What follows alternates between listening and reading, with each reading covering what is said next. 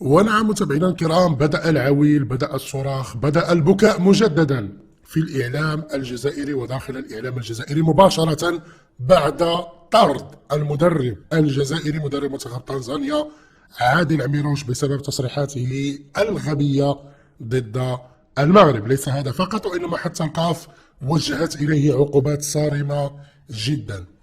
المضحك في الموضوع متابعينا الكرام وهو أن المدرب الجديد لمنتخب تنزانيا هو هذا اللي كتشوفوه الآن أمامكم على الشاشة، سميتو حميد مروكو.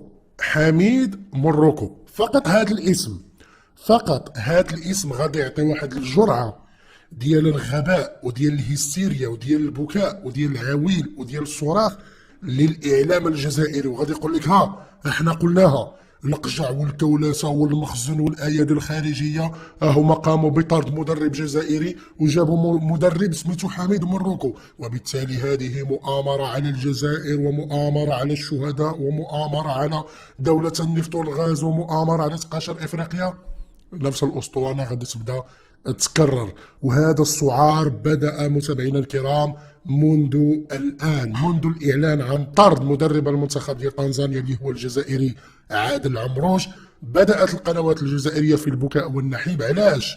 لأن قبل بداية كأس إفريقيا كانوا كيقولوا باللي عندنا جوج منتخبات في كأس إفريقيا، المنتخب ديال حضارة الجزائر والمنتخب ديال تنزانيا، لأن المنتخب ديال تنزانيا الطاقم الفني ديالو كامل جزائري، وبالتالي عندهم جوج منتخبات في كأس إفريقيا، وجلسوا كيطبلوا لهذه المسألة. لكن بغبائهم دفعوا هذا المدرب اللي هو عادل عمروش لكي يقوم بتصرف متهور، تصرف غبي، أنه يقوم بالإساءة للمنتخب المغربي، قام بالإساءة للكاف، قام بالإساءة لرئيس الكاف، قام بالإساءة للأجهزة ديال الكاف، قام بالتطاول يعني على الجامعة الملكية لكرة القدم، على الحكام ديال الكاف، على الإدارة ديال الكاف، على مجموعة من الأمور في تصريحات لقناة جزائرية فقط باش ياخذ الرضا ديال النظام الجزائري. في نهاية المطاف خرج على المستقبل الرياضي ديالو،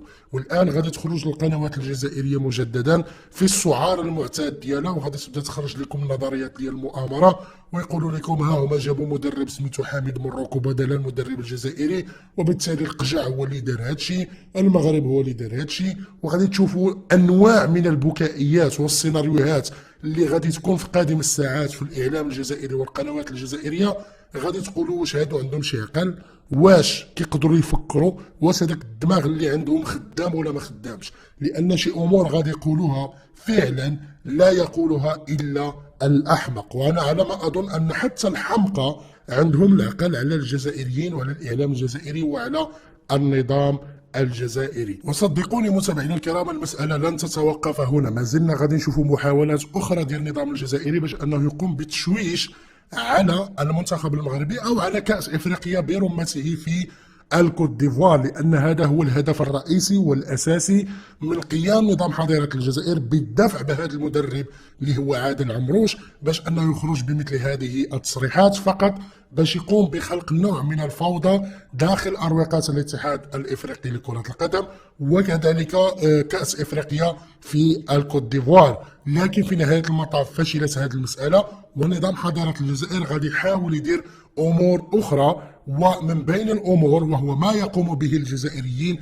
من أفعال عنصرية في شوارع الكوت ديفوار. وكما ذكرت يوم امس متابعينا الكرام، بما انهم تفضحوا بشكل غير مسبوق، بما ان الافارقه كيشوفوا هذه التصرفات الغبيه والحقيره والقذره ديال الجزائريين في شوارع الكوت ديفوار، نظام حضاره الجزائر الان غادي يحاول يلصق هذه التصرفات للمغاربه في الكوت ديفوار. وراه قلت لكم متابعينا الكرام، راه هادو ما جايينش يلعبوا الكره، هادو ما جايينش يتفرجوا الكره، هادو ما جايينش يستمتعوا بكره القدم، بكثر ما انهم جايين باش يديروا المشاكل، باش يخلقوا المشاكل، باش يحاولوا يديروا شي حاجه ضد المغرب وضد المنتخب المغربي عن طريق المشاكل والامور يعني المعروفه والمعهوده على النظام الجزائري وتصرفاته الدائمه. متابعينا الكرام، اراكم في فيديو قادم.